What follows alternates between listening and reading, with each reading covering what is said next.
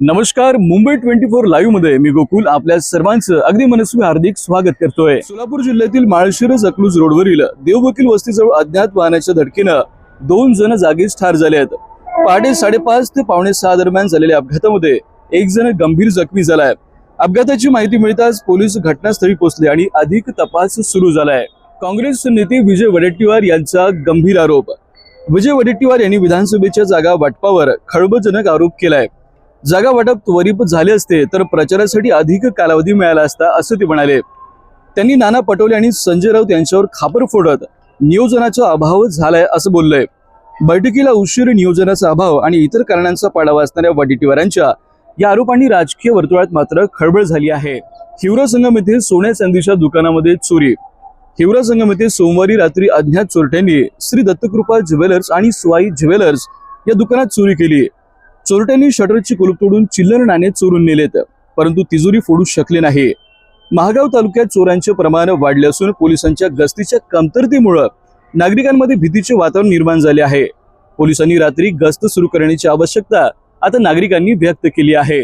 अक्कलकोटमधील दिशा एम्पायरला association consulting civil engineers आणि UltraTech cement limited यांच्या वतीने आयोजित आउटस्टँडिंग कॉन्क्रीट स्ट्रक्चर अवॉर्ड्स 2024-25 मध्ये पब्लिक बिल्डिंग श्रेणीमध्ये प्रथम पुरस्कार प्राप्त झालाय। या पुरस्कारासाठी सोलापूर आणि धाराशिव जिल्ह्यातील 86 इमारतींची पाहणी करण्यात आली। दिशा एम्पायरच्या कामासाठी आर्किटेक्ट प्रशांत सिंघी आणि स्ट्रक्चर डिझायनर अनिल गांधी यांचे विशेष योगदान आहे। अक्कलकोटसाठी हा एक अभिमानास्पद क्षण आहे। बीडमध्ये लाडकी बहीण योजनेवर नवा वाद। खंडणी प्रकरणात बीडमध्ये लाडकी बहीण योजनेवर नवा वाद। खंडणी प्रकरणात शरण आलेला वाल्मिक कराड अजूनही लाडकी बहीण योजना समितीच्या अध्यक्षपदावर कायम असल्याचं उघड झालं आहे। परळी येथील या प्रकारामुळे प्रशासनावर टीकेची झोड उठली असून या वादामुळे लाडकी बहीण योजना आता चर्चेत आली आहे। पुण्यातील शिवसेनेची स्थिती गंभीर। एकेकाळी गगनवेधी घोषणांचा शिवसेनेचा आवाज आता क्षीण झालाय। शिवसेना शिंदेकडे फक्त 1 नगरसेवक तर शिवसेना ठाकरेकडे 3 नगरसेवक मात्र उरले आहेत। भाजपकडे 5 नगरसेवक गेल्यानं या पक्षांचे 3-13 मात्र आता वाजले आहेत।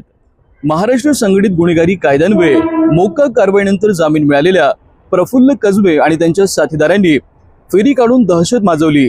पोलिसांनी 35 ते 40 साथीदारांविरुद्ध गुन्हा दाखल करून त्यांना पकडलं आहे आणि लक्ष्मीनगर परिसरात धिंड काढून चांगलाच चोप दिलाय। नागरिकांनी या पोलिसांच्या कारवाईचे मात्र कौतुक केलं आहे।